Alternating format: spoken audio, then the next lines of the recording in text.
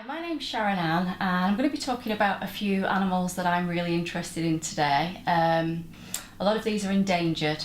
So the first one I'm going to talk about is in the enclosure over here. So if you'd like to follow me, I'll just show you the toucans here, okay? So here we've got the red-billed toucans in here. We've got Hopper and Marge in this particular enclosure. And these aren't actually endangered, these particular toucans, but they come from the Amazon area. And they are something called an omnivore. I don't know if you actually know what an omnivore means, but what that means basically is they're similar to ourselves. So they eat insects and they might eat fruit or nuts, and they will eat a bit of carrion, so that's meat. Okay, so they eat a bit of everything. Now, if you've noticed, if you look at the beaks here, they have stripes along them because these are the red-billed toucans. Now, these are used for several different reasons. Has anybody any idea what they might be used for? Okay, right, fantastic.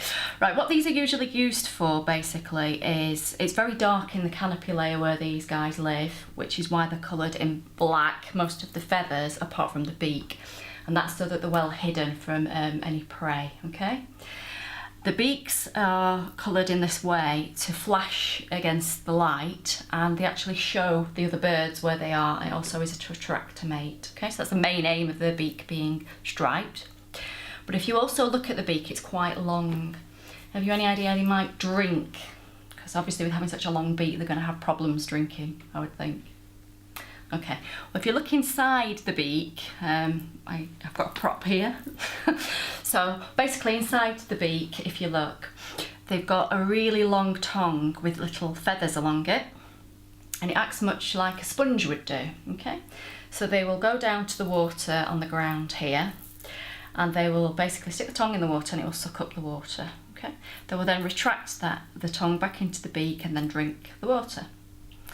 They also have a layer inside the beak which makes them quite unique, which retains heat. It acts a bit like a hot water bottle because it gets quite low in temperature for them, not us, in the Amazon, so it's probably about 10 degrees at night time for them, which is pretty cold, okay? What they will do is they actually put the beak underneath the wing, a bit like a hot water bottle as I said, and it keeps them warm. So that's a way of them staying warm as well, okay? So that's another feature that these guys have got, an adaptation. Okay, so that's those guys. If you'd like to follow me, I'm going to now go over here and talk about the Geldi Monkeys, which are one of my favourites. Okay. Right, so here we've got the Geldi Monkeys. Now in this enclosure we've got 6 Geldi Monkeys, okay?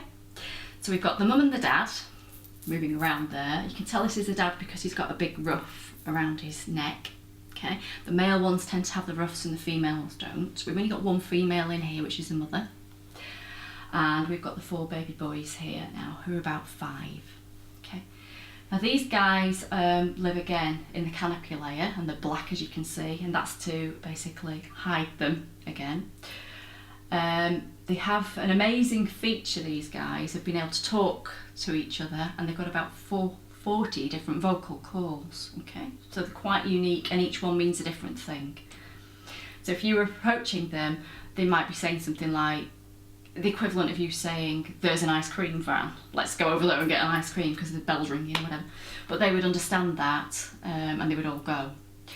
And what they tend to do in the wild, because these are endangered, they're on a critical list now, they will normally get the mother, the poachers, and she will be crying to the babies, and then the babies basically will follow the mother, and that's how they catch the mother. And then they usually unfortunately kill the mother and take the babies, which they then try and sell into the pet trade. Okay, so we're obviously trying to stop that. Also, the people that live in the Amazon are pretty poor. You can think they haven't really got any supermarkets nearby like we have. So they do actually eat these as well, for protein and meat sources. Now again, these are omnivores, so exactly like the toucans I was just talking about. They're the same as us, so they eat a mixture of everything. And if you look at the tail, we've got quite a long tail. Does anybody know what that might be for? Because it actually plays quite an important role. Okay, right, what it actually is for balance. So when they're going through the treetops in the canopy layer, they basically will jump. Now these guys can jump the equivalent, which is quite an amazing fact actually, from one end of a tennis court to another if you're a human being without any run-up at all, which none of us could ever manage that, that's for sure. So these are quite amazing. But they use the tail for balance, as I said, when they're moving, and also for grip. Okay? And if you look at the claws, they've got quite long nails, haven't they? And that's again for gripping on. I'm going for my first audition today. Oh God, I really hope I get the part. I can't understand why they wouldn't give it me, because I'm absolutely perfect for the role. My hair can be changed to whatever they need, so it could be short, long, dyed, long, short, whatever. I've got a chameleonish sort of look about me, so if you need my eyes to be a different colour, that's not a problem. I can wear heels, shoes, boots, make me tall, short, I can slouch, stand tall and straight, read a script, improvise, whatever you actually need. Just please give me the job.